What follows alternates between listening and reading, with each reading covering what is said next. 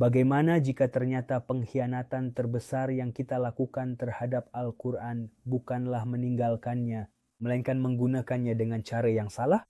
Bagaimana jika masalahnya bukan karena umat ini menjauh dari Al-Quran, melainkan karena telah membacanya ribuan kali, namun tidak memahami mengapa ia diturunkan sejak awal?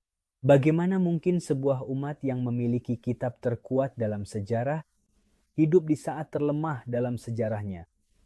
Saya Muhammad, dan ini adalah podcast Hamzah. Bagaimana mungkin sebuah kitab yang mengatakan bahwa Al-Quran ini memberi petunjuk ke jalan yang paling lurus, malah berubah di tangan kita menjadi sekadar kitab pembawa berkah, bukan kitab kepemimpinan? Bagaimana jika masalahnya bukan pada politik, bukan juga pada ekonomi, bahkan bukan pada kekuatan militer, melainkan pada hilangnya kedaulatan pengetahuan? Hari ini kita tidak akan membicarakan keutamaan Al-Quran, kita akan membicarakan sebuah kenyataan yang mungkin akan mengejutkanmu. Al-Quran, wahai sahabatku, tidak diturunkan hanya untuk dibaca saja, tetapi diturunkan untuk mengatur kehidupan.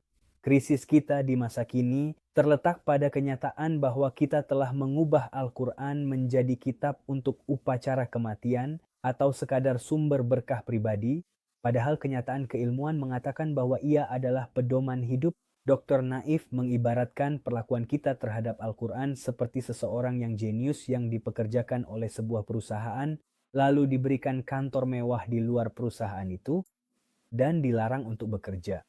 Kita, wahai sahabatku, hanya memuliakan mushaf secara lahiriah, namun kita mengatur kehidupan, ekonomi, dan pendidikan dengan merujuk pada Nietzsche dan Machiavelli. Dr. Naif menolak memberikan sifat-sifat pada Al-Quran yang tidak pernah Al-Quran katakan tentang dirinya sendiri, dan beliau mengutip landasan berikut. Allah Ta'ala berfirman tentang keadilan sosial, "Sungguh, kami telah mengutus rasul-rasul kami dengan bukti-bukti yang nyata, dan kami turunkan bersama mereka kitab dan neraca keadilan, agar manusia dapat menegakkan keadilan." Jadi, tujuan wahyu, wahai sahabatku, adalah untuk menegakkan keadilan dalam kehidupan manusia. Maka Al-Quran bukanlah teks teologis yang terisolasi, melainkan buku panduan untuk mengelola manusia.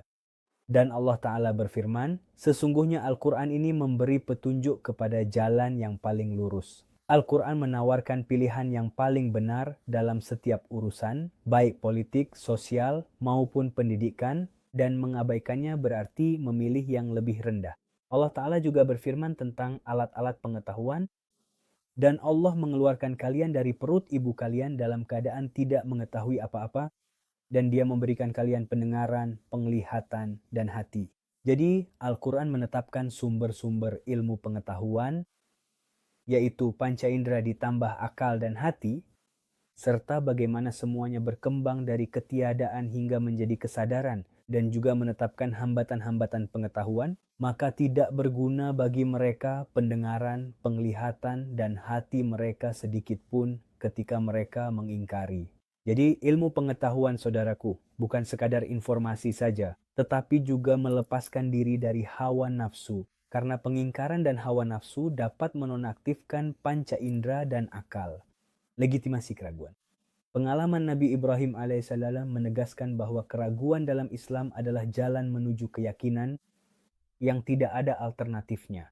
Kita mempelajari pemikiran Nietzsche dan Machiavelli seolah-olah itu adalah fakta ilmiah, padahal sebenarnya itu hanyalah pandangan manusia.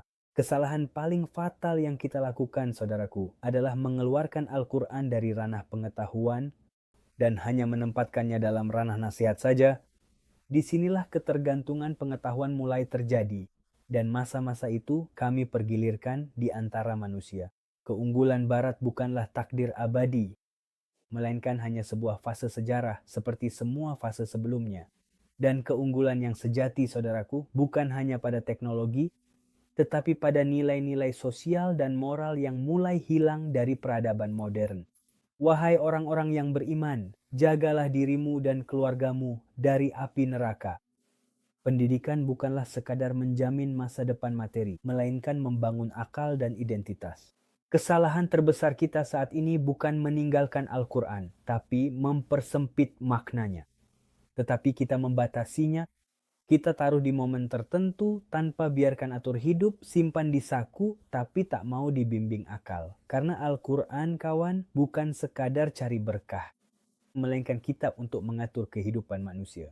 Dan siapa yang memahami kenyataan ini tidak akan lagi membaca Al-Quran dengan cara yang sama mulai hari ini. Salam.